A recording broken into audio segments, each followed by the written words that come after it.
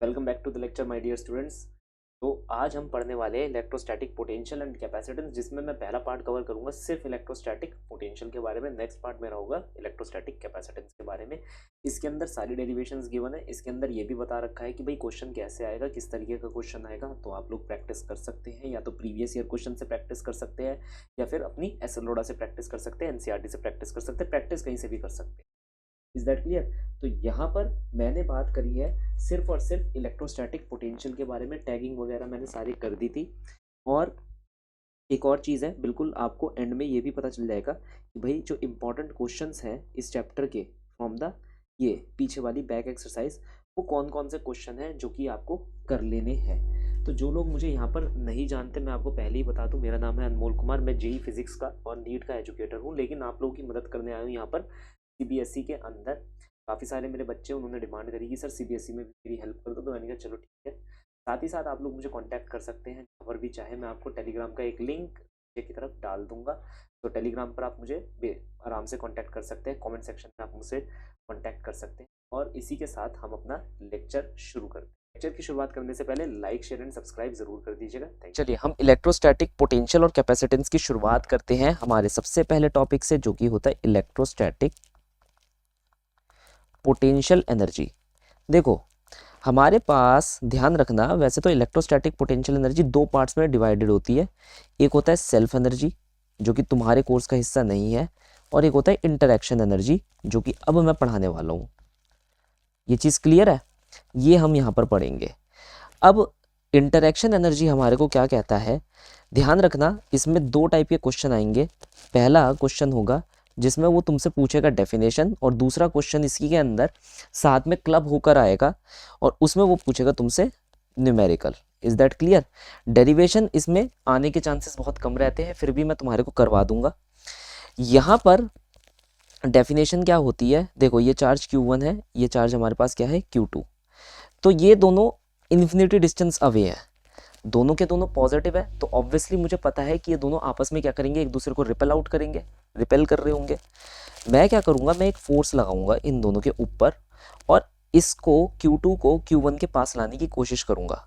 यहाँ पर मैं कुछ चीज़ों का ध्यान दूंगा, जैसे कि भाई मैं ये बोलूँगा कि जो भी मैं ये फोर्स लगा रहा हूँ यहाँ पर, पहली चीज़ मेरा अजम्पशन यही रहेगा, ये जो फोर्स होगी मेरी, ये किसके बराबर होगी, इन दोनों के बीच में लगने वाली इलेक्ट्रोस्टैटिक रिपल्जन फोर्स के बराबर होगी। अब ये मैं ऐसा क्यों कर रहा हूँ, और ये मेरा अजम्पशन भी नहीं है, एक्चुअली मैं यही फोर्स का यूज़ करने वाला हूँ। मैं यह फोर्स इसलिए लगाऊंगा क्योंकि मैं नहीं चाहता कि भाई ये जो सिस्टम है ये कहीं भी क्या करे, वेलोसिटी गेन करना शुरू करे। तो सबसे पहले मैं यहाँ पर मेक श्योर करूँगा कि जो मेरा सिस्टम है वो बहुत ही स्लोली मूव करे। स्लोली मूव करने का मतलब है वो स्पीड गेन नहीं करना चाहिए। अगर वो स्पीड गेन नहीं करेगा तो चेंज इन काइनेटिक एनर्जी हमारे पास जीरो हो जाएगी, तो वर्क एनर्जी थ्योरम लगाने में हमारे को रह जाएगा इजी। ठीक है, तो मैं उतनी ही फोर्स लगाऊंगा जितनी इन दोनों के बीच में रिपल्जन लग रही होगी। यहाँ पर मैं ये मान रहा हूँ कि भाई मैं इसे इन्फिनिटी से किसी एक पर्टिकुलर डिस्टेंस तक लेकर आया, let us say that distance is small r. तो अब हुआ क्या, जब मैं इसे यहाँ पर से यहाँ तक लेकर आया तो मैंने वर्क करा, किसके अगेंस्ट मैंने वर्क करा, मैंने Q1 की इलेक्ट्रोस्टैटिक फील्ड के अगेंस्ट वर्क करा, है ना। क्यों? क्योंकि वो तो रिपेल कर रही है। मैं इस Q2 को इन्फिनिटी से लेकर आया, Q1 के पास रख दिया। अब इस काम में जितना भी मैंने वर्क करा वो सारा का सारा स्टोर हो जाएगा। किस फॉर्म में स्टोर हो जाएगा? पोटेंशियल एनर्जी की फॉर्म में स्टोर हो जाएगा। Is that clear? इसी पोटेंशियल एनर्जी को हम इलेक्ट्रोस्टैटिक इंटरेक्शन पोटेंशियल एनर्जी कहते हैं। ये बात समझ आई? तो अगर मान लो वो तुमसे पूछ रहा है कि भाई इसकी डेफिनेशन लिख दो, तो डेफिनेशन लिखना कि भाई work done to bring a positive point charge from infinity, work done to bring a positive point charge from infinity to a certain distance apart from another positive point charge Q1 such that ये such that मत लिखना, ऐसे लिखना in order to make the following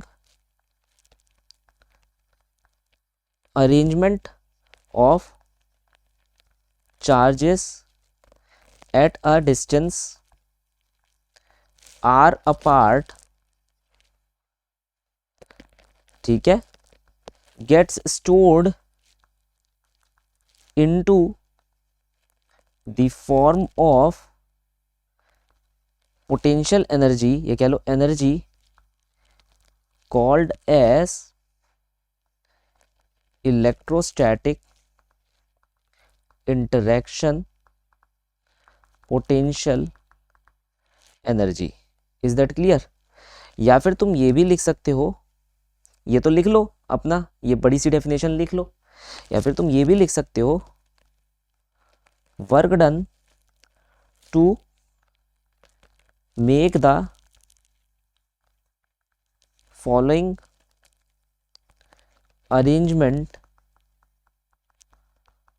possible gets stored into the form of potential energy called as electrostatic potential energy. बस बात खत्म, clear? ये हम ध्यान रखेंगे। अब हम यहाँ पर क्या करते हैं, इस वर्क डन का एक बार फॉर्मूला निकाल लेते हैं, या कह लो एक रिलेशन निकाल लेते हैं। ये हमारे पास Q1 चार्ज है, ये हमारे पास Q2 चार्ज है, ये कहीं इन्फिनिटी पर रखा है ना।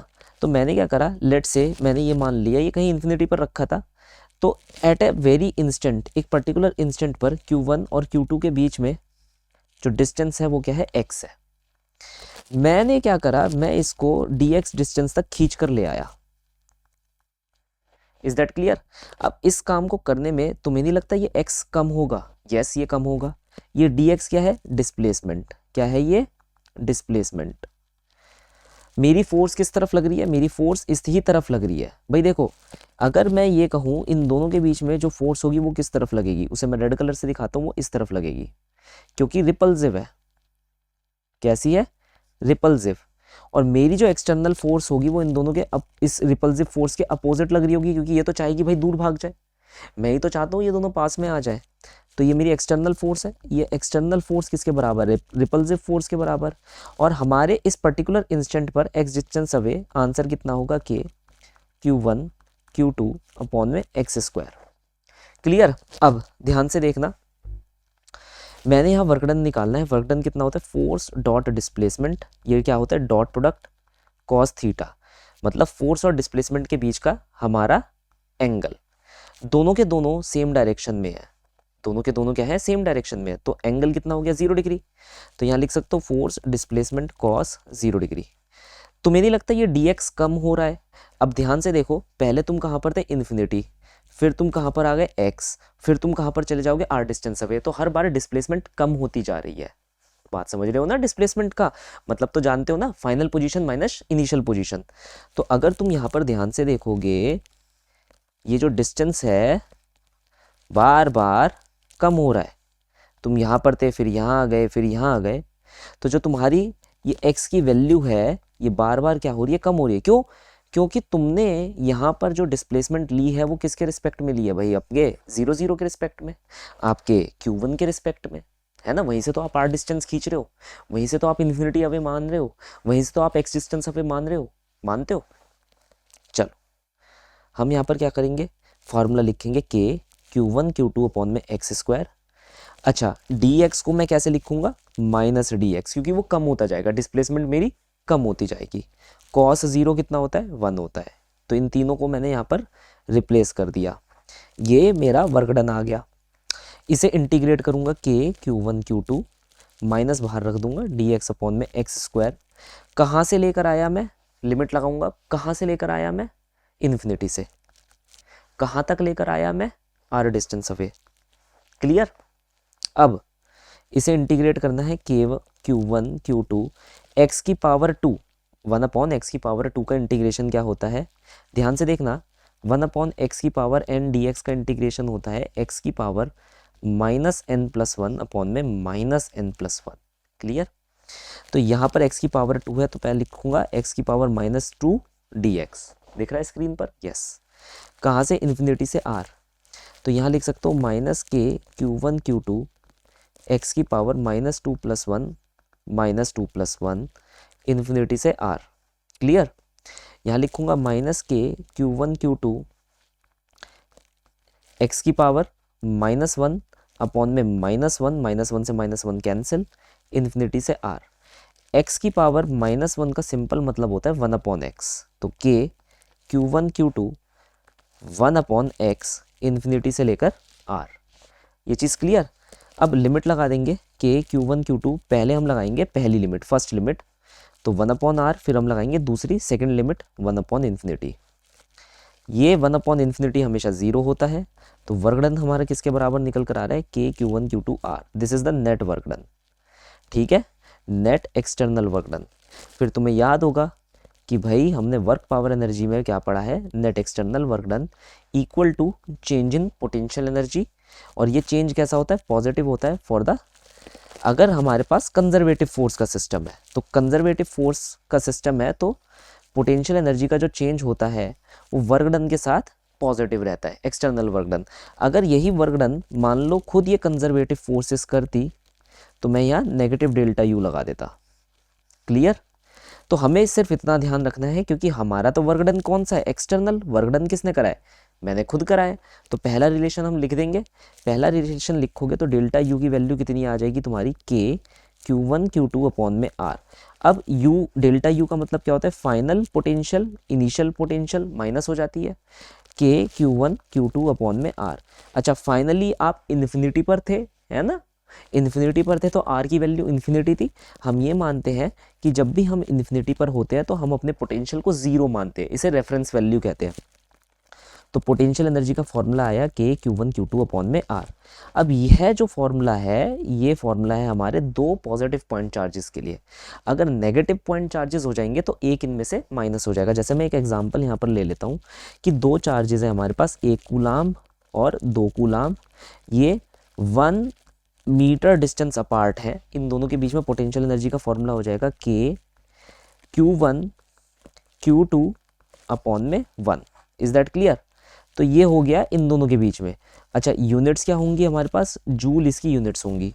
दूसरा, मान लो हमारे पास सेम सिस्टम है, लेकिन इस वक्त ये +1 कूलाम है, ये -2 कूलाम है। तो हम कैसे लिखेंगे? u will be equal to k +1 coulomb and -2 coulomb upon में इन दोनों के बीच का डिस्टेंस 1 मीटर। तो हमारा आंसर कितना आ जाएगा? -2k joule. देखो पहले वाला आंसर कितना आंसर आ रहा है हमारा? पहले का जो हमारा आंसर आ रहा है वो आ रहा है +2k जूल, और दूसरा आंसर क्या आ रहा है? -2k joule. ये सिर्फ कब हुआ? जब हमने एक चार्ज को यहाँ पर क्या है? पलट दिया, नेगेटिव कर दिया। तो ये चार्ज स्पेसिफिक रहता है। अगर चार्जेस की जो जोड़ी होगी वो प्लस माइनस की होगी तो आंसर माइनस में आएगा, प्लस प्लस की होगी तो आंसर प्लस में आएगा। तो यहाँ पर हमें ध्यान रखना है, प्लस प्लस का आंसर प्लस, प्लस माइनस का आंसर माइनस, माइनस प्लस का answer minus, and minus minus का आंसर प्लस। ये चीज़ हमारी क्लियर है? अब इसमें हमें क्वेश्चन कैसे आते हैं? एक क्वेश्चन तो मैंने सैंपल क्वेश्चन बता दिया, सेम इस पर आएगा, बस आपको कैलकुलेट करना पड़ेगा। बहुत ही ज़्यादा एक्सटेंसिवली इसमें कैलकुलेशंस आप देखने को पा सकते हैं। सेकंड क्वेश्चन हमारे पास इसके अंदर कहाँ से आ सकता है? इसके अंदर आ सकता है वर्क डन निकालने से, है ना? एक क्वेश्चन हम छोटा सा करके देखते हैं। वो कहेगा find the work done to make the following arrangement possible.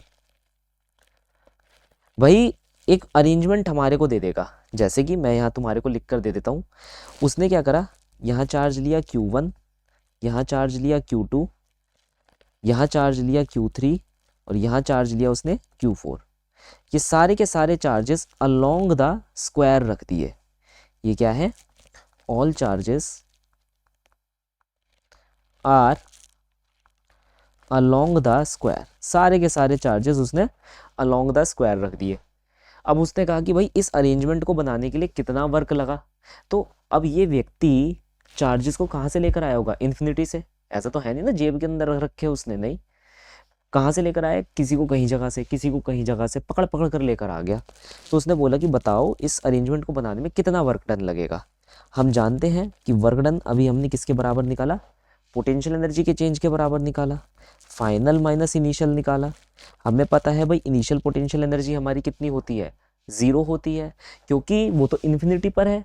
Infinity पर तो हम 0 मानते हैं, है ना, अनटिल अनलेस क्वेश्चन में ना दी जाए।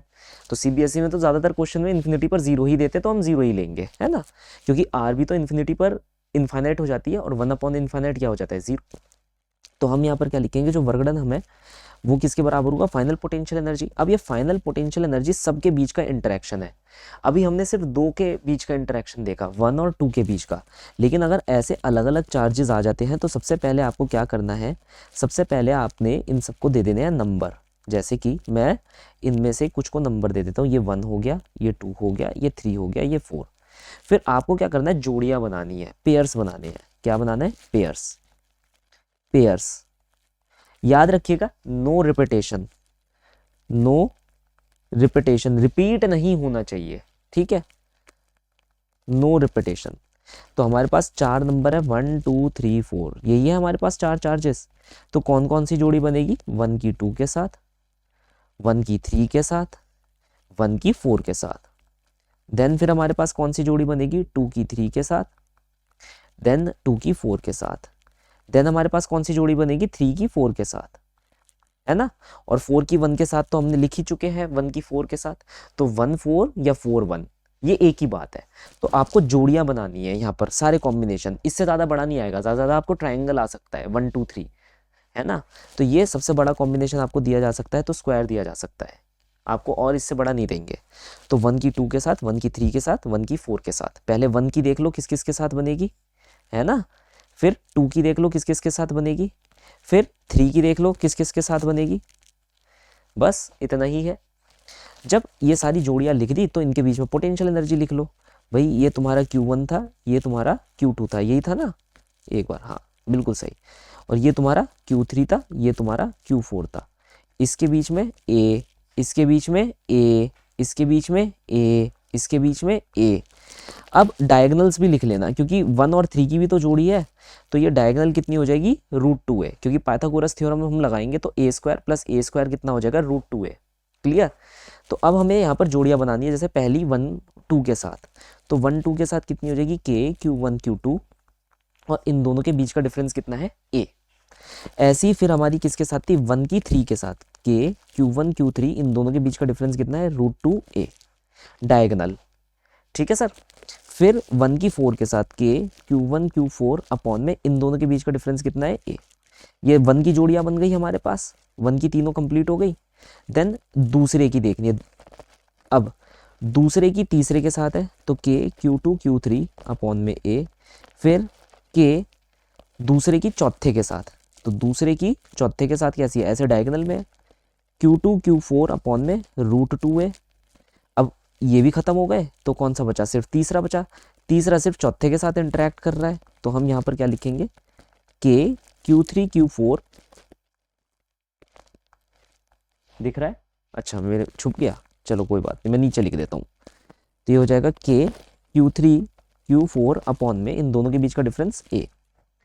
अब बोर्ड के अंदर क्या होगा, तुम्हारे को वैल्यूज दे रखी होंगी, आपको सारी वैल्यूज लिखनी है, अदरवाइज ऐसे अरेंजमेंट करके आंसर जूल में लिख देना। अगर कैलकुलेशन करने का टाइम ना मिले, कम से कम ये ऐसे ही लिख देना, तुम्हारा सिर्फ आधा मार्क्स एट मैक्स कट सकता है। कि भाई अगर टीचर थोड़ा सा मतलब ऐसा ही हुआ, गुस्सैल सा हुआ, किलसा हुआ, मेरे जैसा हुआ, अच्छा हुआ, तो नंबर दे देगा। बाकी भाई क्या पता बेचारे का झगड़ा हुआ हो, है ना, सुबह बीवी ने अच्छे से सुताई लगा दी हो, तो फिर वहाँ पर नंबर कट सकते हैं, वहाँ तो हम कुछ नहीं कह सकते, देखो, है ना। चलो ये हो गया। अब इसी के अंदर देखो एक और क्वेश्चन वो हमसे पूछ सकता है, इसको नोट कर लेना। क्वेश्चन ये पूछ सकता है, find the work done to disassemble the following system. हमसे कहेगा find the work done to disassemble the following system, मतलब यही स्क्वायर हमारे को दे देगा ऐसे, ये Q1 है, ये Q2 है, ये Q3 है, ये Q4 है। इसे डिसअसेंबल करना है। डिसअसेंबल का मतलब है इन सबको इन्फिनिटी पर भेज देना है, सबको पकड़ो और इन्फिनिटी पर भेज दो। उसमें कितना आप वर्क करोगे, तो वो वर्क डन का फॉर्मूला कितना होता है, change in potential energy, final potential energy minus initial potential energy. Final potential energy हमारी क्या हो जाएगी, जीरो, क्योंकि आपने इन्फिनिटी पर भेज दिया। और इनिशियल पोटेंशियल एनर्जी क्या हो जाएगी हमारी, जब इनिशियल पॉइंट पे ये इंटरेक्ट कर रहे थे। अब इनिशियली हमने इन्हें स्क्वायर बनाकर रखा हुआ था, स्क्वायर के बाद ही तो ये म्यूचुअल रिपल्जन से बाहर की तरफ भाग गए, हमने इन्हें तोड़ा। तो यहाँ पर क्या हो जाएगा, कहेगा find the work done to disassemble the following system. इस सिस्टम को डिसअसेंबल करने में कितना वर्क डन लग रहा है ना। अभी इसका एक और देखो क्वेश्चन बताऊंगा, इसी के अंदर एक और क्वेश्चन हम ग्रिल आउट करेंगे। अभी उसने ये जो वर्क पूछा है ये किसके द्वारा पूछा है, external. Find the external work done to disassemble the following system. तो हम यहाँ पर क्या लिखेंगे, work done will be equal to change in potential energy, that's it. तो फाइनल पोटेंशियल एनर्जी हमारी जीरो, क्योंकि सब इन्फिनिटी पर है। आप बस इनिशियल पोटेंशियल एनर्जी निकाल लीजिएगा, जो कि हम पहले ही इस क्वेश्चन में निकाल चुके हैं। Is that clear. अच्छा, इसी के अंदर अब हमारा तो आंसर नेगेटिव आ जाएगा। अब देखो इसी के अंदर वो ये पूछेगा, देखो वो कह सकता है कि find the work done by electrostatic forces to disassemble the following system. इस सिस्टम को डिसअसेंबल करने में जो इलेक्ट्रोस्टैटिक फोर्सेस हैं वो कितना वर्क करेंगी, इस सिस्टम को तोड़ने में इलेक्ट्रोस्टैटिक फोर्सेस कितना वर्क करेंगी। अब उस केस के अंदर हमारे को क्या करना है भाई, उस केस के अंदर हमें करना तो यही है work done change in potential energy वाला फॉर्मूला, लेकिन क्योंकि इलेक्ट्रोस्टैटिक फोर्सेस है जो कि क्या होती है, कंजर्वेटिव फोर्सेस हैं, तो बस आपको फॉर्मूले में थोड़ा सा चेंज कर देना है। यहाँ पर काम कौन कर रहा है, यहाँ एक्सटर्नल मीडियम काम नहीं कर रहा, मैं काम नहीं कर रहा यहाँ पर। यहाँ जो वो फोर्सेस लग रही हैं वो अपने आप काम कर रही हैं। जब भी वो फोर्सेस अपने आप काम करती हैं तो वो अपनी एनर्जी को यूज़ करती हैं, जिसकी वजह से जो उनकी पोटेंशियल एनर्जी में चेंज आता है, वो जो चेंज होता है वो हो जाता है नेगेटिव।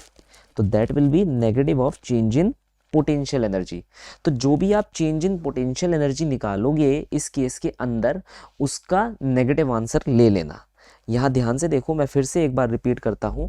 जब हमने सेकंड केस यहाँ पर निकाला, इस सेकंड केस के अंदर एक्सटर्नल वर्क पूछा गया, तो हमने फॉर्मूला भी एक्सटर्नल वर्क वाला लगाया, work done equal to change in potential energy, है ना। बिल्कुल सब कुछ वैसे ही करा कि भाई इनिशियली हमने एक स्क्वायर बनाकर रखा हुआ था, फाइनली ये जो स्क्वायर है ये टूट गया और इन्फिनिटी पर चला गया। तो जब ये इन्फिनिटी पर हमारा चला जाएगा तो हमें कोई लेना देना नहीं होगा सिस्टम में, मतलब इन्फिनिटी पर पोटेंशियल एनर्जी क्या हो जाती है, जीरो हो जाती है। तो इसलिए हमने फाइनल पोटेंशियल एनर्जी जीरो लिख दी, और इनिशियल पोटेंशियल एनर्जी का जो आंसर है हमारा वो वैसे ही आया जैसे हमने पहले निकाला था। ये जो पहले वाली इंटरेक्शन पोटेंशियल एनर्जी हमने निकाली थी, है ना। तो बस ये आंसर जो आएगा हमारा इस वक्त नेगेटिव में आएगा। अब इस वाले केस के अंदर जब यह सारा काम कोई इलेक्ट्रोस्टैटिक फोर्स खुद कर रही है, इलेक्ट्रोस्टैटिक कंजर्वेटिव होती है नेचर के अंदर, तो याद रखना वर्क डन उनके द्वारा क्या होता है, negative of change in potential energy होता है। तो जो तुमने वर्क डन इस सेकंड क्वेश्चन में निकाला उसी का पॉजिटिव आंसर आपको देखने को मिलेगा, क्योंकि आप लिखोगे you final minus you initial, that is हम यहाँ पर क्या लिख सकते हैं, you initial minus you final. अब फाइनल आंसर क्या है आपका, जीरो है, तो यहाँ पर आंसर क्या आया, यू इनिशियल। तो यहाँ से बड़ी ही रोचक बात हमें पता लगी, जितना काम हम इस सिस्टम को अरेंज करने में लगा रहे थे पहले क्वेश्चन के अंदर, देखो जो हमारा पहला क्वेश्चन था, जितना काम हमने इस अरेंजमेंट को बनाने में लगाया, जितना एनर्जी हमने इस अरेंजमेंट को बनाने में दिया, उतनी ही एनर्जी इस अरेंजमेंट को तोड़ने के लिए भी चाहिए। तो यहाँ पर से ये बात भी क्लियर हो जाती है कि भाई एनर्जी कितनी कंजर्व है हमारी, है ना। तो यहाँ पर अगर काम कौन कर रहा है, कंजर्वेटिव फोर्सेस कर रही हैं, तो नेगेटिव लगा देना। अगर एक्सटर्नल वर्क डन कर रहा है तो पॉजिटिव लगा देना चेंज इन पोटेंशियल एनर्जी में। इज दैट क्लियर, ठीक है, एक और मैं यहाँ पर एक छोटा सा क्वेश्चन और करूँगा, एक छोटे से क्वेश्चन के बाद ही हम आगे बढ़ेंगे। ये क्वेश्चन भी बोर्ड में बहुत ही ज़्यादा इंपॉर्टेंट है, आपको ये देखने को मिल सकता है काफ़ी सारी बुकों के अंदर। वो कहेगा कि आपके पास एक ट्राइंगल है, ये रहा, है ना, सारे के सारे चार्जेस हमारे आइडेंटिकल हैं, सबके बीच में जो लेंथ है वो एल एल और एल के बराबर है। ये जो ट्राइंगल है, this triangle due to mutual repulsion expand करता है और जो इसकी साइड्स होती हैं वो कितनी हो जाती है, 2l और 2l जितनी हो जाती है। तो यहाँ पर वो क्वेश्चन बोल सकता है कि due to mutual repulsion the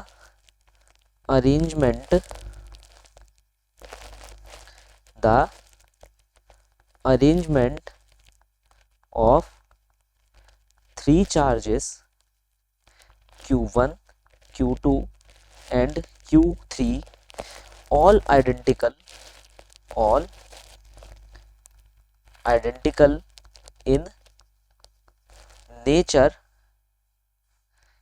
expands up to length 2l as shown। ठीक है, वो l से 2l हो गई। नाउ वो हमसे बोलेगा फाइंड दी वेलोसिटी, या वेलोसिटी ना लिख के इसे और अच्छे से हम यूज करेंगे, find the speed of each. हर एक चार्ज की क्या निकालनी है हमारे को, स्पीड निकालनी है। बस वो हमसे इतना ही पूछ सकता है कि भाई इसकी भी स्पीड निकालो, इसकी भी निकालो और इसकी भी। तीनों आइडेंटिकल चार्ज है तो तीनों की स्पीड भी हमारी सेम होगी, मानते नहीं मानते, है ना। तो हम यहाँ पर क्या करेंगे, ध्यान से समझना कैसे ये काम हमें करना है। हम यहाँ पर क्या करेंगे, हम लिखेंगे net work done equal to change in kinetic energy. तो तुम कहोगे सर आप ये वाला फॉर्मूला यहाँ पर क्यों लगा रहे हो, ये वाला लगाने का क्या मकसद है आपका। ये वाला फॉर्मूला यहाँ लगाने का इसलिए मकसद है क्योंकि यहाँ पर आ गई स्पीड खेल के अंदर, और स्पीड किसके पास होती है, काइनेटिक एनर्जी, है ना। वही तो एक एनर्जी है जो स्पीड लेकर आती है। तो मेन बात हो गई, हमें तो कुछ ऐसा चाहिए जो वर्क डन और काइनेटिक एनर्जी को रिलेट कर पाए। तो यही वो फॉर्मूला है जो रिलेट कर सकता है। क्लियर, हाँ या ना। वर्क डन किसका हुआ, एक्सटर्नल हुआ या फिर इंटरनल हुआ, मतलब कंजर्वेटिव फोर्स के द्वारा हुआ या मेरे द्वारा हुआ, ये भी तो हमें सोचना है। यहाँ पर जो वर्क डन होगा वो कंजर्वेटिव फोर्स के द्वारा होगा। क्यों, क्योंकि यहाँ पर मैंने लिखा है म्यूचुअल रिपल्जन की वजह से ये सिस्टम खुलेगा, म्यूचुअल रिपल्जन की वजह से ये सिस्टम खुलेगा। तो यहाँ पर सिस्टम का खुलना कौन तय कर रहा है, ये खुद, ये तीनों तय कर रहे हैं। इन तीनों के बीच में लगने वाली रिपल्सिव फोर्स, इलेक्ट्रोस्टैटिक फोर्स तय कर रही है।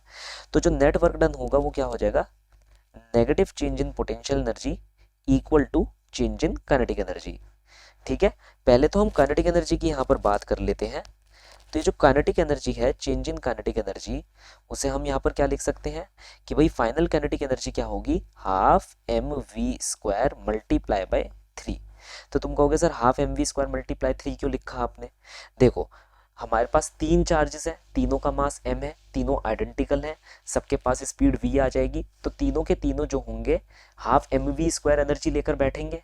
तीनों की एनर्जी को ऐड कर दूंगा तो आइडेंटिकल एनर्जी ऐड हो जाएंगी, तो 3 टाइम्स हो जाएंगी, पहले की दूसरे के साथ, दूसरे की तीसरे के साथ। क्लियर है। माइनस इनिशियल एनर्जी, हमारे पास काइनेटिक एनर्जी कितनी है, 0 है। तो ये चेंज इन काइनेटिक एनर्जी आ गई। अब चेंज इन पोटेंशियल एनर्जी निकालेंगे, that is final minus initial. Final potential energy कब होगी, जब ये तीनों क्या बना लेंगे, एक ट्रायंगल बना लेंगे जिसकी लेंथ 2l होगी। तो हम यहाँ पर पोटेंशियल एनर्जी का फॉर्मूला लिखेंगे, क्या लिखेंगे, के पहले तो यहाँ देख लो कितने चार्जेस है, 1 2 3, इन्हें नाम दे दो 1 2 3। तो जोड़ी बना लो, 1 की 2 के साथ, देन 1 की 3 के साथ, 2 की 3 के साथ, 3 की किसी के साथ बनेगी नहीं। तो यहाँ हमारे पास ये 3 जोड़ियाँ आ गई। तो 1 की 2 के साथ क्या होगी, के Q1 Q2 अपॉन में R, कितना डिस्टेंस है, 2l। 1 की 3 के साथ के Q1 Q3 अपॉन में 2l। फिर हमारी 2 की 3 के साथ तो के Q2 Q3 अपॉन में 2l। सारे के सारे चार्जेस हमारे सेम है ना, आइडेंटिकल है Q के बराबर। तो हम यहाँ पर लिख सकते हैं 3 टाइम ऑफ के Q² अपॉन में 2l।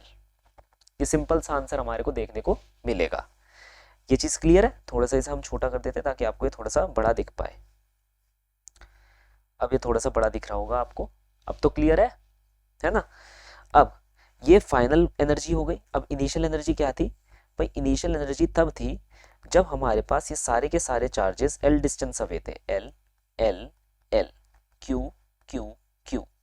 तो यहाँ पर हम अगर अपनी बुद्धि का यूज करें, मतलब थोड़ा सा अगर हम चालाकी का यूज करें, तो यहाँ पर सिर्फ ये डिस्टेंस चेंज हो रहा है, 2l की जगह l हो जाएगा, बाकी 1 2 1 3 2 3 ये चेंज नहीं हो रही।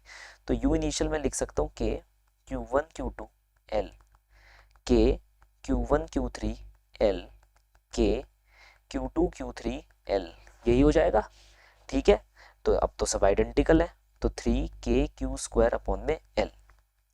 मुझे यहाँ क्या करना है? चेंज इन पोटेंशियल एनर्जी निकालनी है, u final minus u initial, 3k(q² 2l minus k(q² by l। ये चेंज इन पोटेंशियल एनर्जी आ जाएगी। 3 लिखना मैं भूल गया, है ना? तो ये चेंज इन पोटेंशियल एनर्जी हमारे पास कितनी निकल कर आ जाएगी? 3k(q² अपॉन में l 1/2 माइनस 1, 3k(q² अपॉन में l 1/2 माइनस 1 दैट इज -1/2। क्या है? -1/2। हम इसे अपनी इक्वेशन में वापस लगाएंगे। कौन सी इक्वेशन है हमारे पास? ये वाली। तो ये हमारे पास आई minus of change in potential energy that is -1/2 k(q² multiply by 3 upon में l। यही थी? हाँ देखो यही है ना? और ये चेंज इन काइनेटिक एनर्जी के बराबर हो जाएगी। चेंज इन काइनेटिक एनर्जी कितनी है? ये है 3/2 mv²। माइनस से माइनस कैंसिल हो जाएगा, 2 से 2 कैंसिल हो जाएगा, 3 से 3 कैंसिल हो जाएगा। तो यहाँ पर v² की वैल्यू कितनी आ जाएगी? k(q² अपॉन में m इंटू l। ये रही। यहाँ से हम क्या ले सकते हैं? इसकी स्क्वायर रूट ले सकते हैं। दोनों तरफ स्क्वायर रूट लेंगे तो हमारे पास आंसर कितना बैठेगा? एक सेकेंड, हाँ स्क्वायर रूट ले लेते हैं। ये रहा हमारा आंसर। तो स्क्वायर रूट लेंगे तो v is equal to √k(q² upon में m इंटू l। बस मैंने इसलिए थोड़ा सा बड़ा करा था ताकि मैं इस पेन का कलर चेंज कर सकूं। क्लियर? ये लो, ये हमारे पास आंसर आ गया। मैं एक बार समराइज कर देता हूं। तुम्हें करना कुछ नहीं है, फाइनल एनर्जी निकालो। फाइनल अरेंजमेंट से उस अरेंजमेंट की लेंथ कितनी है? 2l है। इनिशियल एनर्जी निकालो। इनिशियल अरेंजमेंट से जब लेंथ की वैल्यू l है, एनर्जी निकालना मैंने बता दिया, दोनों को माइनस कर दो तो डेल्टा u की वैल्यू आ जाएगी। देन हमारे को क्या करना है? काइनेटिक एनर्जी की वैल्यू लिखने के लिए भाई जब ये इस पर्टिकुलर अरेंजमेंट में होंगी, जब हमारी लेंथ 2l है, तो मैंने आपको बोल रखा है तीनों की स्पीड आइडेंटिकल है, v और v। तो इसकी भी काइनेटिक एनर्जी कितनी हो जाएगी? Half mv²। इसकी भी काइनेटिक एनर्जी कितनी हो जाएगी? हाफ mv² और इसकी भी हाफ mv²। तो तीनों ऐड हो जाएंगे तो 3 इंटू 1/2 हाफ mv² हमारे पास बनकर आएगा। Is that clear? तो वर्क एनर्जी थ्योरम के हिसाब से हमें इन दोनों को इक्वेट कर देना है, आपके पास आंसर निकल कर आ जाएगा। बस इतना है हमारे को जो ध्यान में रखना है। क्लियर है? थोड़ी जगह खाली है, हाँ है तो ठीक है। थोड़ा सा हम और इसमें देखना शुरू करेंगे। ठीक है, तो मैंने अब आपको यहाँ पर से ये जो भी आ सकता था वो मैंने आपको करवा दिया है। थोड़ा इसमें टाइम ज़रूर लग गया, लेकिन अब आप फुल प्रूफ रहेंगे कि भाई हमारे को यहाँ से यहाँ तक का तो जो भी आएगा उसमें हम करने के लिए सक्षम है। ये हो गया। अब हम करने वाले हैं क्या? इलेक्ट्रोस्टैटिक पोटेंशियल, जो कि अब हमारे को समझने में आसानी होगी। 2008 में आया था।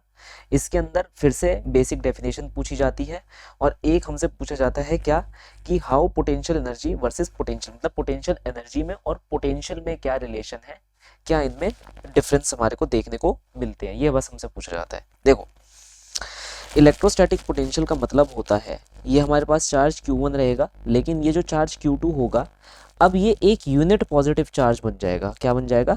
Unit positive charge. तो work done to bring a unit positive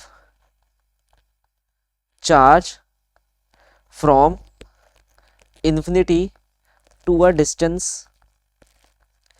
are apart from Q1। अगर मैं इस वक्त Q2 को ना लाकर एक यूनिट पॉजिटिव चार्ज को लेकर आऊं, कहां पर से, इन्फिनिटी पर से, किसकी क्लोज प्रॉक्सिमिटी में, हमारी Q1 की क्लोज प्रॉक्सिमिटी में, at a very distance r away, तो हम जो ये एनर्जी स्टोर हो रही है, जो ये वर्क डन अब स्टोर हो रहा है, इसे हम क्या कहते हैं, इलेक्ट्रोस्टैटिक पोटेंशियल कहते हैं। अब जितना भी ये वर्क डन हम कर रहे हैं वो क्या कहलाएगा, electrostatic potential. Is that clear? तो अब ये जो यहाँ पर आपको देखने को मिल रहा होगा, इसकी बेसिक डेफिनेशन यहाँ पर भी लिख रखी होगी। In other word, work done per unit test charge. देखो यहाँ लिखा है ना इसने, work done per unit test charge, इसे हम इलेक्ट्रोस्टैटिक पोटेंशियल बोलते हैं। This is called as your electrostatic potential. This lead to the idea of electrostatic potential. तो पहली डेफिनेशन हमारे पास ये हो गई कि भाई अगर हम एक यूनिट पॉजिटिव चार्ज को इन्फिनिटी से लेकर आते हैं, उसको ये इंटरेक्शन में हम बांध कर रख देते हैं, इस इंटरेक्शन को फुलफिल करवाते हैं, इस इंटरेक्शन को, इस अरेंजमेंट को बनाते हैं, तो वो वर्क डन पोटेंशियल एनर्जी में स्टोर हो जाता है और इसी को हम इलेक्ट्रोस्टैटिक पोटेंशियल कहते हैं। या फिर तुम इसे इस वाली डेफिनेशन से भी लिख सकते हो, तो वर्क डन पर यूनिट क्या, point positive unit charge. Is that clear? मतलब हम यहाँ लिख रहे हैं potential is nothing but it is the potential energy per unit the positive point charge which we are bringing over here or the unit charge which we are bringing। तो ये हमने formula कितना निकाला था, k Q1, कितने charge को हम लेकर आते हैं, टेस्ट चार्ज Q0 को, अपॉन में R, और इसे हम किससे डिवाइड कर देते हैं, Q0 से। तो Q0 से Q0 हमारा क्या हो जाता है सर, कैंसिल हो जाता है। तो पोटेंशियल का फॉर्मूला कितना आया, k Q1 अपॉन में R at a distance R away from it. तो अगर हमारे पास कोई Q1 चार्ज है, उससे R डिस्टेंस अवे हम यहाँ P पॉइंट पर पोटेंशियल निकालना चाहते हैं, तो वो कितना फॉर्मूला होगा, k Q1 अपॉन में R, as simple as that. Is that clear? ठीक है, तो अब तो ये यूनिट पॉजिटिव पॉइंट चार्ज की वजह से हो गया। ऐसी बहुत सारी अलग अलग शेप्स होती हैं, तो माइट भी तुम्हारे में शेप्स यहाँ पर नहीं है और ना ही कभी होंगी। Is that clear? तो यहाँ पर देख लो, सारी चीज़ें तुम्हारे पास क्लियर है। Work done by external force in bringing a unit positive charge from infinity to a point is called as your electrostatic potential at that point. ये डेफिनेशन मैंने अभी अभी लिखवाई है और उसका हिंदी अनुवादन भी आपको दे दिया है, ये आपको यहाँ पर देखने को मिल जाएगी। इसे प्लीज़ नोट डाउन कर लीजिएगा, ये ज़रूर आएगी, इट इज़ अटमोस्ट इम्पॉर्टेंट। ये तो वो ज़रूर पूछेगा ही पूछेगा, उसके बाद आपसे ये एक्सप्रेशन पूछेगा, एंड दैट्स इट। ये चीज़ क्लियर है?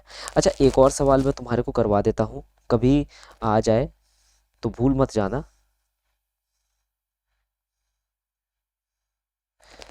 ये पॉइंट नंबर 1 है, मैं इसी से सवाल बना रहा हूँ, देखो इस वाले से। ये पॉइंट नंबर 1 है, ये पॉइंट नंबर 2 है। मैं अलग अलग रास्तों से पॉइंट नंबर 2 पर जाने की कोशिश करूँगा, ठीक है? पहला मेरा रास्ता ऐसा रहेगा, दूसरा मेरा रास्ता ऐसा रहेगा, और तीसरा मेरा रास्ता ऐसा रहेगा।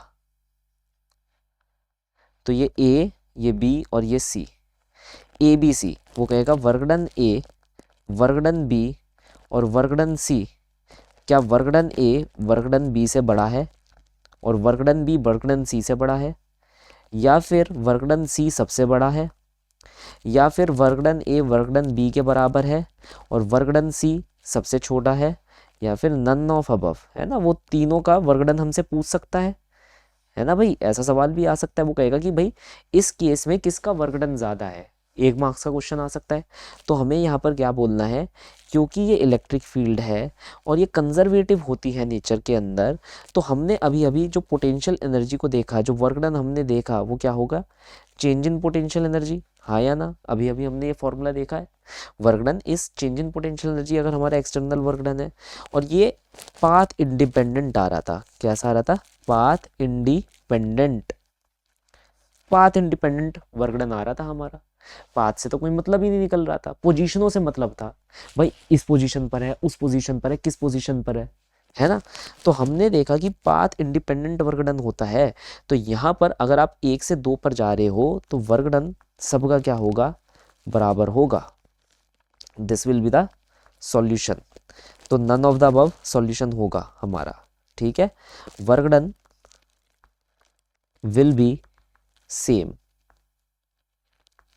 तीनों केसेस के अंदर, ठीक है सर। यहाँ से भी मैंने एक क्वेश्चन बना दिया, और इसके बाद ये वाला ग्राफ का एक क्वेश्चन, वो कहेगा ड्रॉ पोटेंशियल वर्सेस आर का कर्व।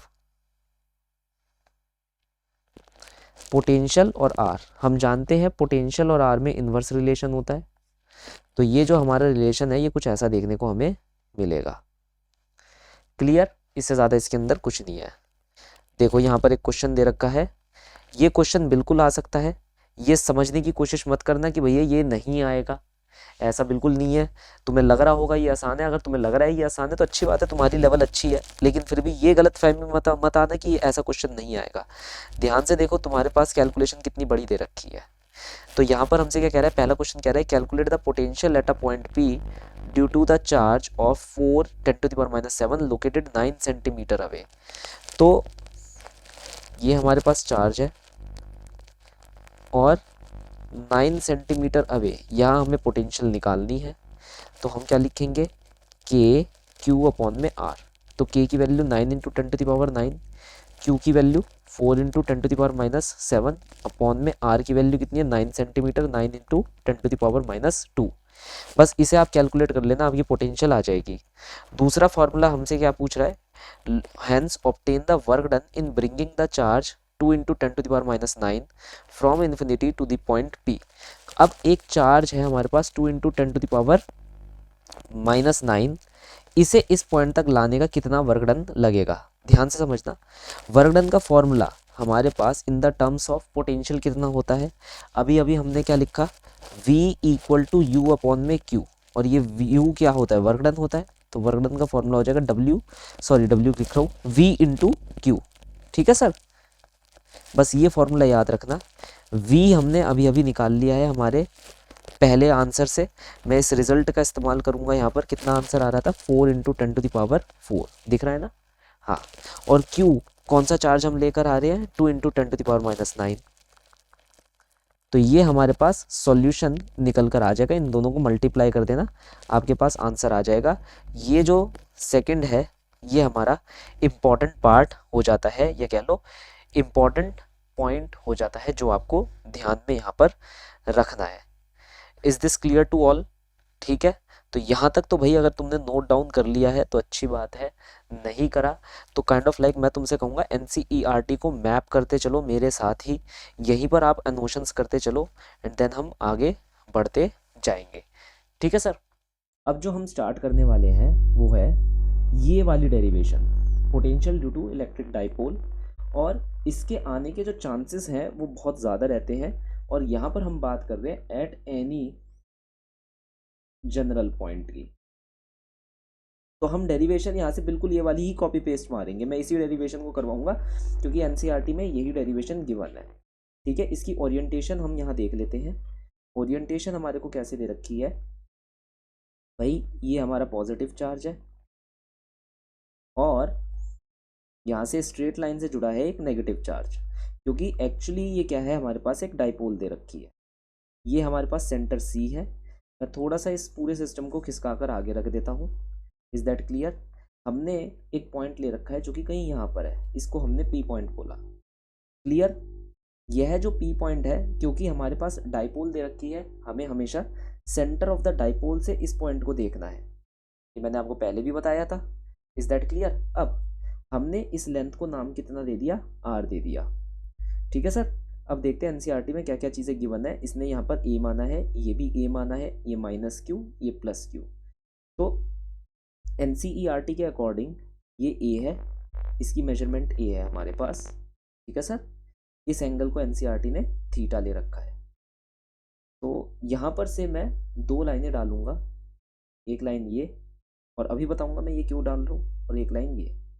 सबसे पहली चीज़ आप ये समझ लीजिए कि यहाँ पर हो क्या रहा है। हम कुछ अप्रॉक्सीमेशन ले रहे हैं। पहला है small angle approximation. Small angle की अप्रॉक्सीमेशन यहाँ पर चल रही है। स्मॉल एंगल अप्रॉक्सीमेशन में क्या होगा अभी आपको थोड़ी देर में पता चल जाएगा क्यों ये यूज़ करी जा रही है। मुझे करना कुछ नहीं है, आपको ये जो सी से लेकर पी तक की लाइन दिख रही है, ये लाइन सी पी, इसको फर्दर आपको एक्सटेंड कर देना है थोड़ा सा पीछे की साइड। तो मैं इसे फर्दर पीछे की साइड एक्सटेंड कर देता हूँ कुछ ऐसे। इसके फ़ायदे बहुत सारे हैं। फ़ायदे क्या है अभी आपको बता देता हूँ।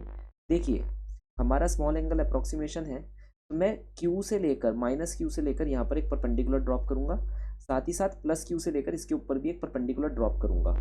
यहाँ पर मैं नाम दे दूंगा ए, यहाँ पर मैं नाम दे दूंगा बी। क्योंकि एंगल यहाँ पर बहुत ज़्यादा छोटे हैं, जैसे ये वाला एंगल भी हमारा छोटा हो जाएगा, ये वाला एंगल भी बहुत छोटा हो जाएगा। एंगल छोटे क्यों हैं? क्योंकि डाइपोल हमारी बहुत छोटी होती है ना।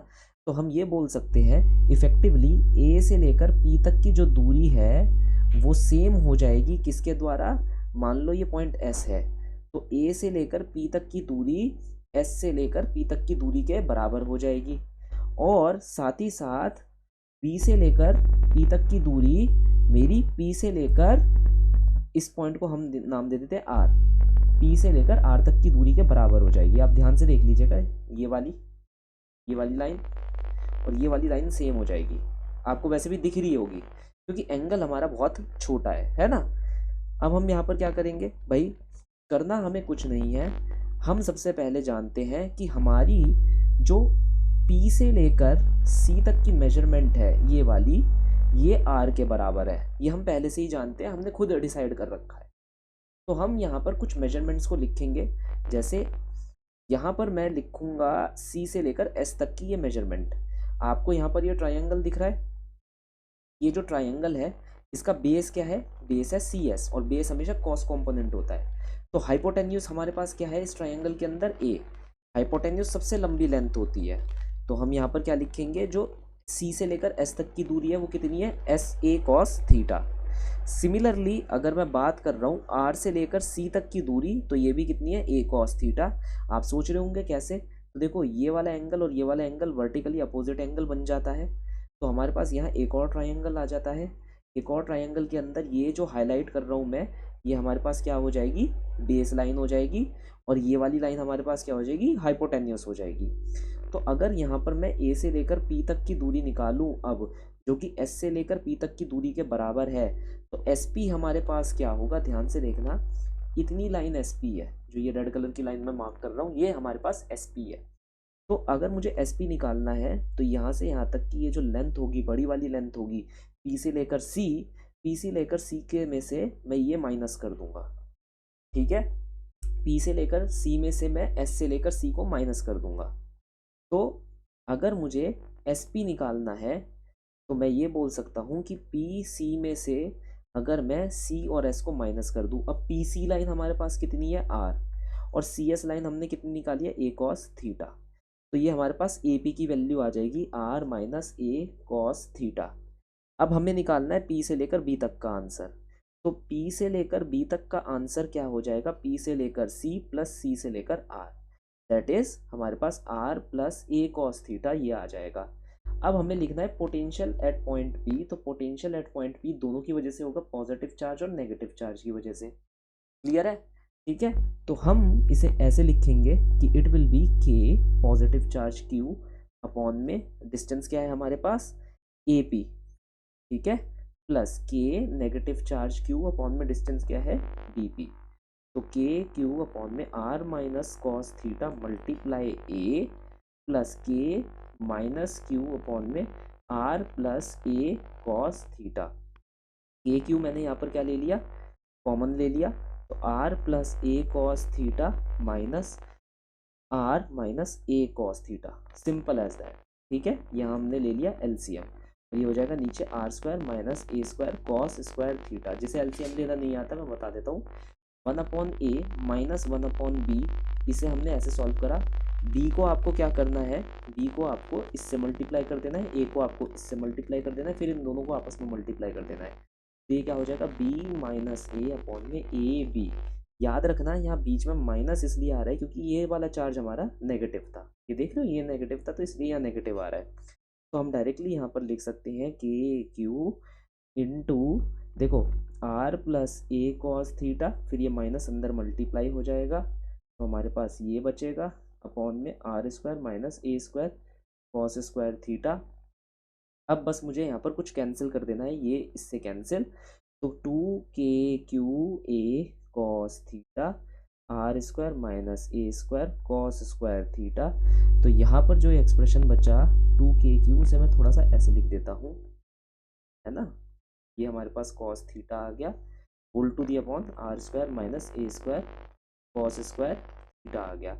अच्छा, k इंटू 2q क्या होता है, डाइपोल होता है, तो 2p ये आ जाएगा k p cos theta r square minus a square cos square theta, ये है नेट पोटेंशियल। यही बात हमने यहाँ पर एनसीईआरटी के अंदर कर रखी है, ठीक है।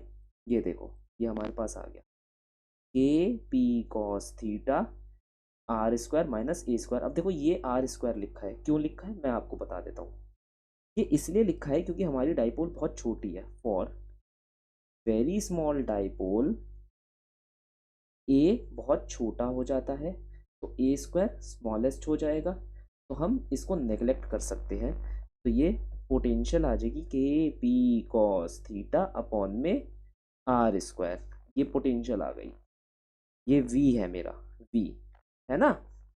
अब सवाल कैसा आएगा, सवाल कुछ ऐसा आएगा, वो आपको एक ऐसी अरेंजमेंट दे देगा, माइनस क्यू है या आपके पास प्लस क्यू है, ये इनके बीच में 10 सेंटीमीटर की लेंथ है, ये जो चार्ज है वो है 1.6 10⁻⁻19 कूलाम, और ये वाला अगर नेगेटिव है तो बस ये वाला पॉजिटिव हो जाएगा, ठीक है। वो हमसे इतना बोलेगा कि देखिए सर, यहाँ से यहाँ पर से 100 सेंटीमीटर की दूरी पर एक्सियल लाइन पर, कहाँ पर, एक्सियल लाइन, एक्सियल लाइन का मतलब होता है वह लाइन जो एक्सिस से जा रही है, एक पॉइंट रखा है P, is that clear. Centre से ये 100 सेंटीमीटर की दूरी पर है, एक पॉइंट रखा है मैंने P। आपको यहाँ पर क्या निकालना है सर, नेट पोटेंशियल निकालना है। तो आपको फॉर्मूला क्या लगाना है, k p cos theta upon r square. अब बच्चों ध्यान रखो, यहाँ पर थीटा की वैल्यू क्या होगी, तो मुझे नहीं लगता यहाँ थीटा की वैल्यू 0 डिग्री है, क्योंकि हमारे पास जो ये वाली लाइन है, ये वाला जो एंगल है, ये बिल्कुल लेट चुका है, हमारा जो पॉइंट है वो यहाँ पर है ना। तो उसका मतलब है ये जो लाइन ए पी हमने यहाँ मेंशन कर रखी है, ये यहाँ पर गिर गई, ये इसके अलोंग ऐसे हो गई।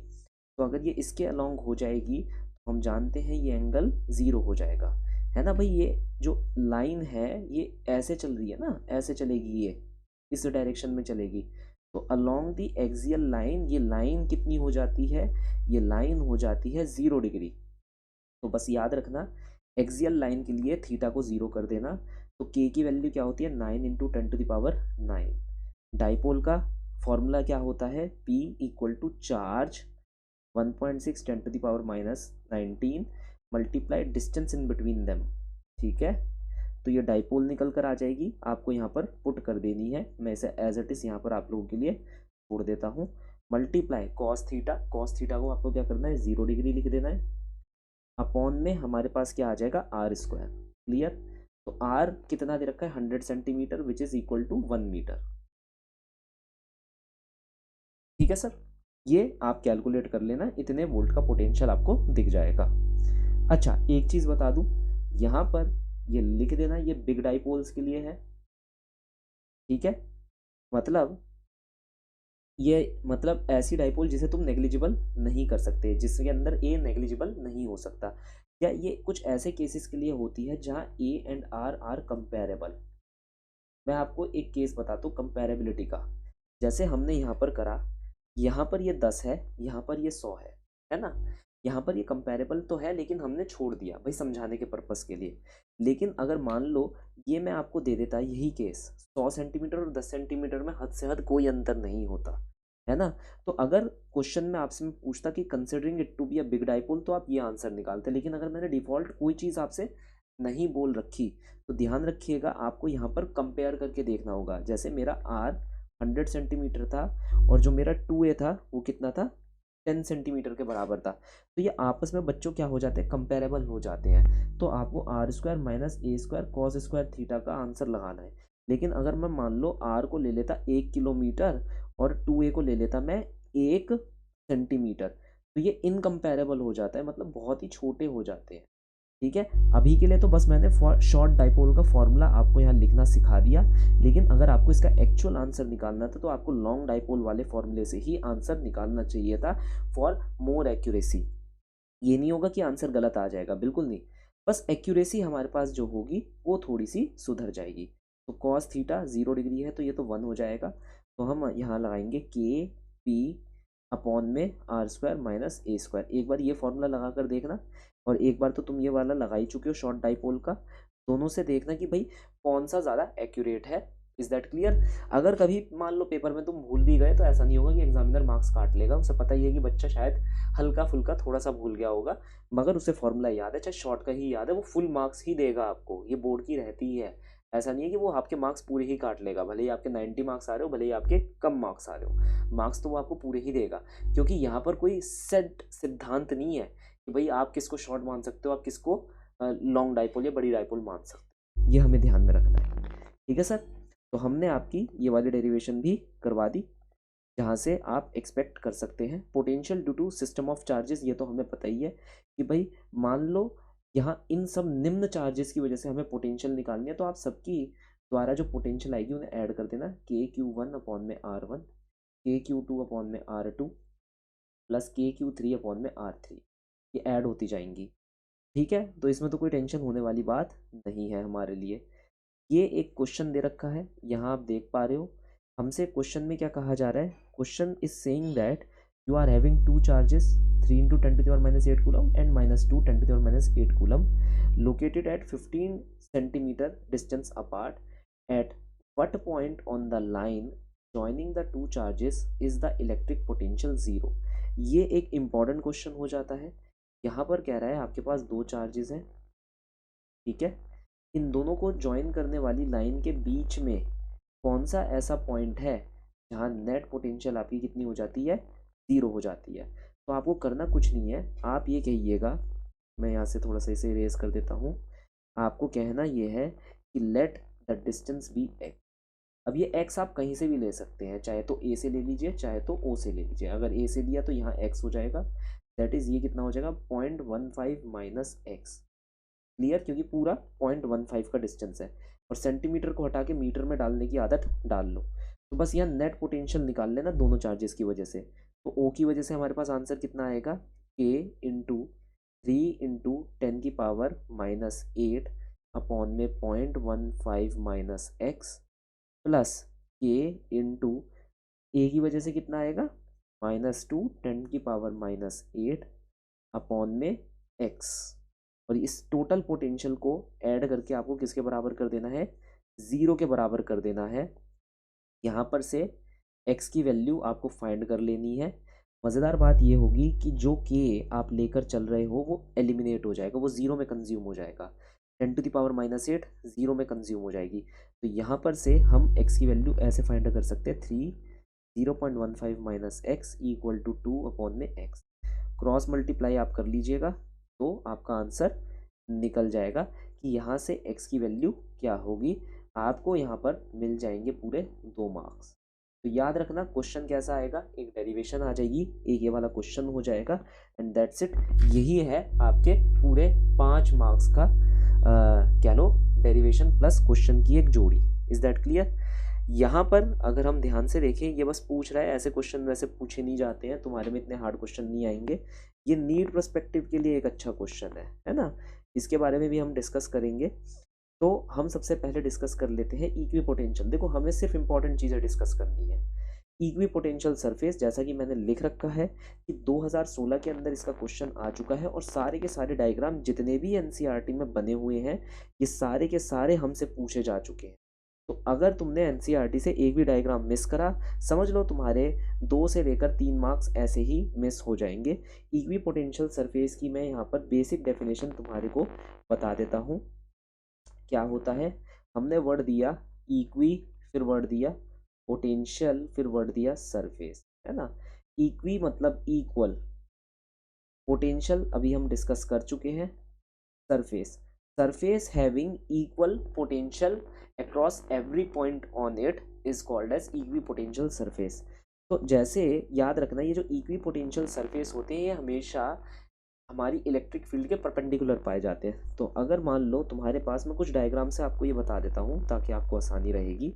मान लो आपके पास ये लाइनें इलेक्ट्रिक फील्ड्स हैं, इज दैट क्लियर? ठीक है सर। तो इसके परपेंडिकुलर यहाँ पर ये वाली जो लाइन मैं बना रहा हूँ, ये वाली लाइन जो इसके परपेंडिकुलर है, इन्हें हम इक्वी पोटेंशियल सरफेसेस कहते हैं। तो अभी तो मैंने ये 1D में आपको दिखाया है, अगर मैं 2D में दिखाऊंगा तो ये सरफेसेस कुछ ऐसे देखने को मिलेंगे आपको। ये सरफेसेस आपको कुछ ऐसे देखने को मिलेंगे, जैसे टोटल एक प्लेन नहीं होता, प्लेन पेज जैसे, ये ऐसे देखने को मिलेंगे। ये क्लियर है? तो ये तो हो गए हमारे क्या, इक्वी पोटेंशियल सरफेस। किसके लिए? यूनिफॉर्म इलेक्ट्रिक फील्ड में, यूनिफॉर्म इलेक्ट्रिक फील्ड में। क्लियर? अब ऐसे ही हमारे पास कई सारे चार्जेस होते हैं, जैसे हमने मान लो पॉजिटिव पॉइंट चार्ज ले लिया, तो हमने यहाँ ले लिया सर पॉजिटिव पॉइंट चार्ज। यहाँ से इलेक्ट्रिक फील्ड ऑफ लाइनें बाहर की तरफ निकलती हैं ऐसे। ठीक है सर, ये ऐसे निकल रही होती हैं। आप इन्हें बस ऐसे दिखा दीजिएगा ताकि टीचर को एक अच्छा सा डायग्राम मिल जाए, जैसे मैं यहाँ पर बना रहा हूँ। मैं तो फिर भी एक रफ सा डायग्राम बना रहा हूँ। ठीक है, फिर इसके अराउंड आपको क्या करना है, एन सर्कल्स बना लेने हैं ऐसे।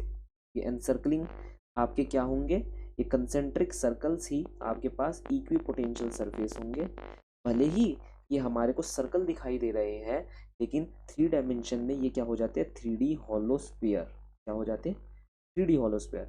ध्यान से देखो, अगर मैं यहाँ एक टेंजेंट बनाता हूँ तो ये टेंजेंट और इलेक्ट्रिक फील्ड के बीच में एंगल 90 डिग्री है, जो कि ये बताता है कि ये कंसेंट्रिक सर्कल ही यहाँ पर क्या है, इक्वी पोटेंशियल सरफेसेस है। Is that clear? ये हमें थोड़ा सा क्या है, ध्यान में रखना है।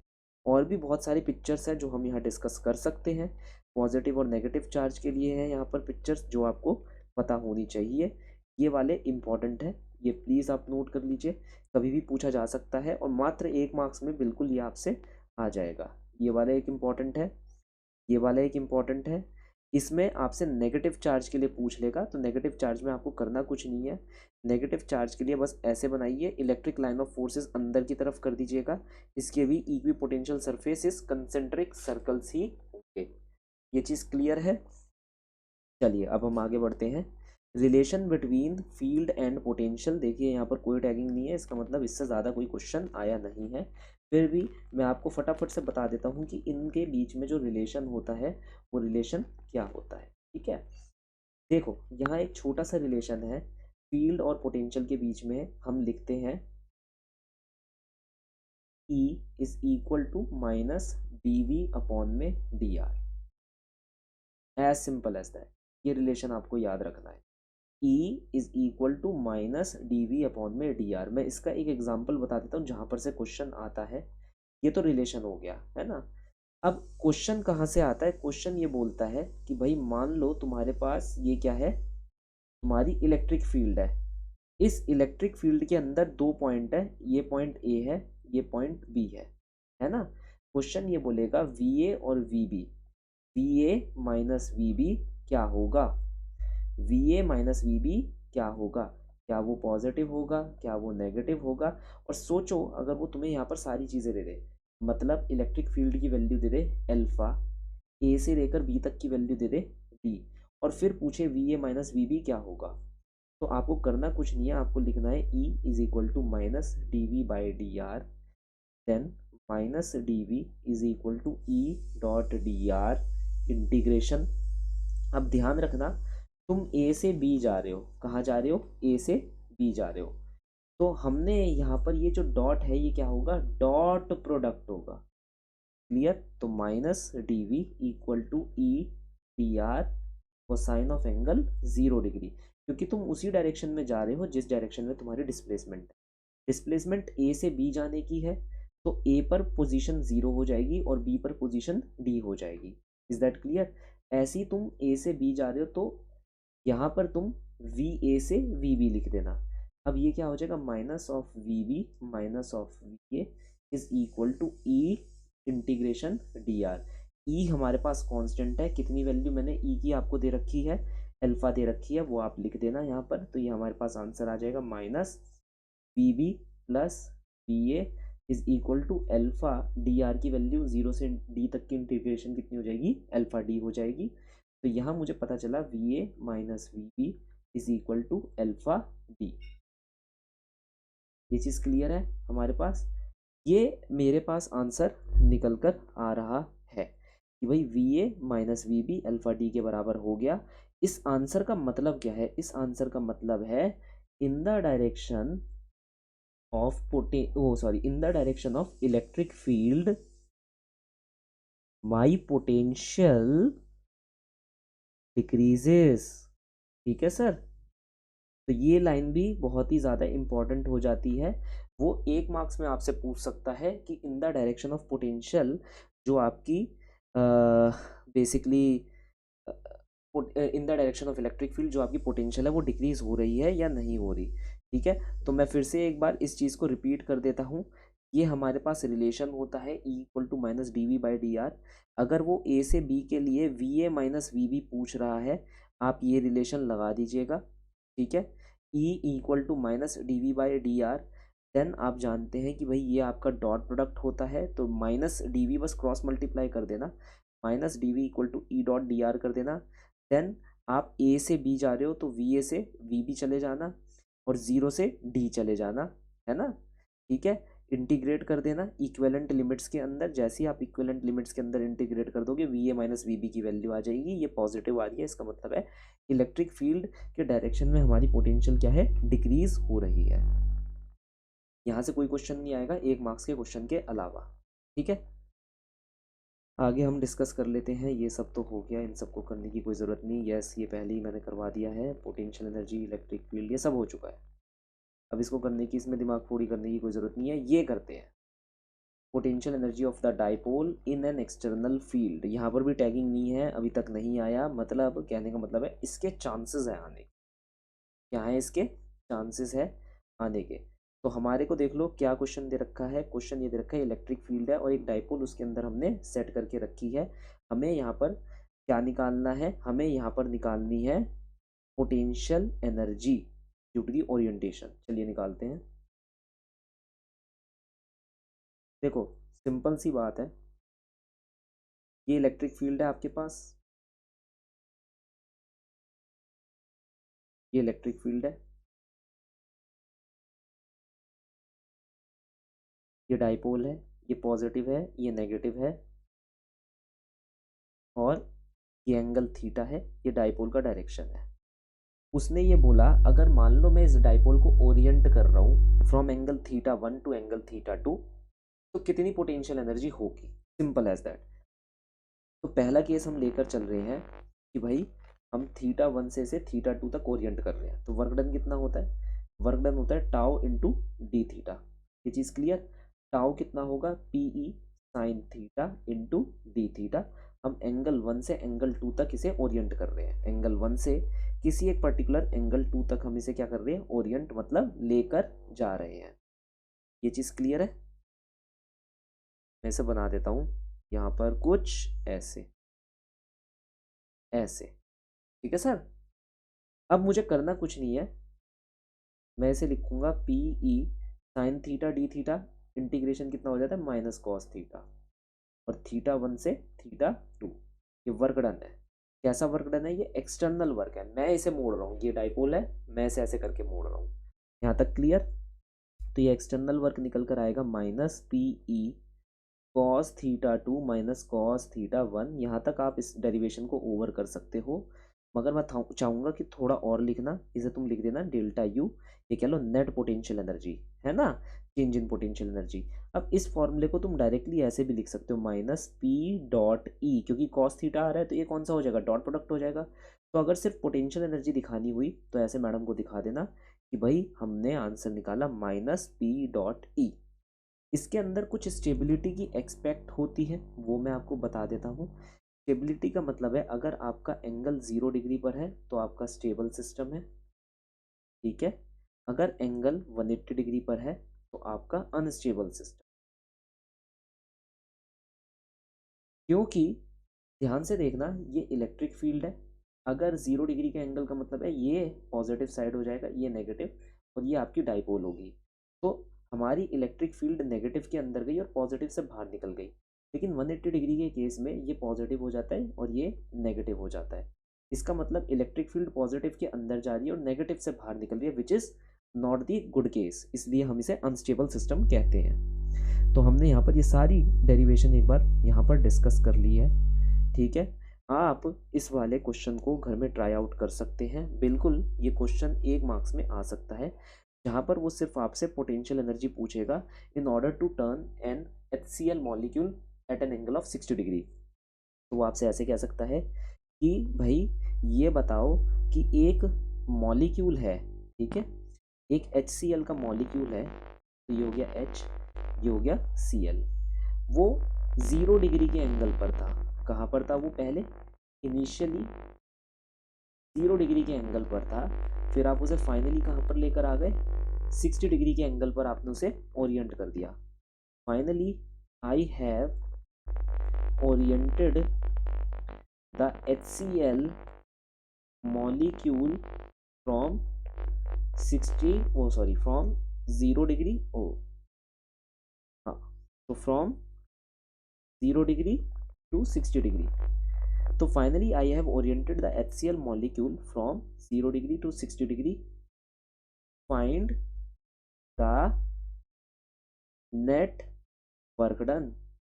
तो याद रखना, अभी अभी हमने वर्क डन कैसे निकाला था? Work done is equal to minus PE cos θ2 minus cos θ1। बस ये फॉर्मूला आपको लगा देना है। मान लो ये जो मॉलिक्यूल है उसमें वो चार्ज दे देगा कि भाई यहाँ पर चार्ज है 2 × 10⁻⁸ कूलाम और यहाँ का चार्ज है -2 × 10⁻8। ये जो मॉलिक्यूल है ये कितना दूर है एक दूसरे से? 10 एंगस्ट्रॉम दूरी पर है। तो आपको करना कुछ नहीं है, यहाँ पर P की वैल्यू निकालनी है, that is the charge multiplied by the distance which is 10 angstrom. Angstrom को आपको कन्वर्ट कर लेना है मीटर में। और इलेक्ट्रिक फील्ड, जो भी आपको इलेक्ट्रिक फील्ड गिवन हो, जैसे मैंने आपको 1 न्यूटन, ठीक है, मान लो ये वाली दे दी मैंने आपको कि भाई जो हमारे पास इलेक्ट्रिक फील्ड है वो है 1 न्यूटन पर कूलम, तो ये इलेक्ट्रिक फील्ड का फॉर्मूला आपको यहाँ लगा देना है। ध्यान रखना, आपने यहाँ पर रिप्लेस कर दिया P की वैल्यू को, ये P की वैल्यू है, ठीक है, एंड इसको फिर E से मल्टीप्लाई कर देना। तो E की वैल्यू हमारे पास कितनी है? 1 न्यूटन कूलम। मैं यहीं पर करके दिखा देता हूँ। P हमने इतना निकाला, तो ये कितना निकल रहा है? 2 × 10⁻−18 + 10, ये P, देन ये E, देन -1 जो हमारा पहले से ही हमारे साथ है, ये वाला -1, ठीक है, then cos θ2 minus cos θ1, then multiply cos θ2 कितना है? 60 डिग्री, cos θ1 कितना है? 0 डिग्री। तो मैंने यहाँ पर मेंशन पहले से ही कर रखा है कि मैं 0 से 60 डाल रहा हूँ, तो फाइनल माइनस इनिशियल, ये जो आंसर आएगा ये आपका एक्सटर्नल वर्क डन हो जाएगा which is equal to change in potential energy. चलो अब देख लेते हैं कि भाई कौन कौन सा क्वेश्चन हमारे को इसमें करना चाहिए। तो यहाँ पर बस अभी तक जितना हमने करा है उसके हिसाब से 3 क्वेश्चन आ रहे हैं। अगर एग्जाम्पल कर लिया तो इसे करने की कोई ज़रूरत नहीं है। इसमें हेक्सागन बोल रखा है, ज़्यादातर स्क्वायर और ट्रायंगल का छोटा केस आता है, इतना बड़ा केस नहीं आएगा। तो इस जैसा आ सकता है लेकिन यही आएगा ऐसा पक्का नहीं है। इसके अंदर 2.3 के अंदर सिर्फ ए पूछा जाएगा, बाकी पूछा नहीं जाएगा। बाकी जब हम बाद में करेंगे दूसरा पार्ट तो उसके अंदर डिस्कस करेंगे। तो यहाँ से 2.1 और पार्ट नंबर ए इंपॉर्टेंट है, मैं पहले ही बता चुका हूँ। ये वाला क्वेश्चन आपसे पूछा जा सकता है, आएगा ही आएगा। सेकंड क्वेश्चन इसलिए इंपॉर्टेंट नहीं है क्योंकि वो फर्स्ट क्वेश्चन का ही एक पर्टिकुलर पॉइंट है जो वो रेज कर रहे हैं। तो जिसने फर्स्ट क्वेश्चन बना लिया सेकंड क्वेश्चन अपने आप उसका बन जाएगा। ठीक है, तो इसी के साथ हम एंड करेंगे अपने इस लेक्चर को, पार्ट 1 को। पार्ट 2 को देखने के लिए थोड़ा सा आप मतलब आपको नीचे ही दिख जाएगा कि पार्ट 2 आ चुका है, उसे आप देख लीजिएगा, नोट्स बना लीजिएगा, क्योंकि वही सबसे इंपॉर्टेंट पार्ट है। यहाँ पर जितना डिस्कस कर लिया 1-2 घंटे बैठ जाओ, डेरिवेशन कर लो, उतना ही काफ़ी है। Is that clear? Then part 2 के अंदर से आपके अंदर जो है न्यूमेरिकल पूछे जा सकते हैं। तो मिलते हैं आपसे पार्ट 2 में। लाइक शेयर सब्सक्राइब कर दीजिए। Thank you.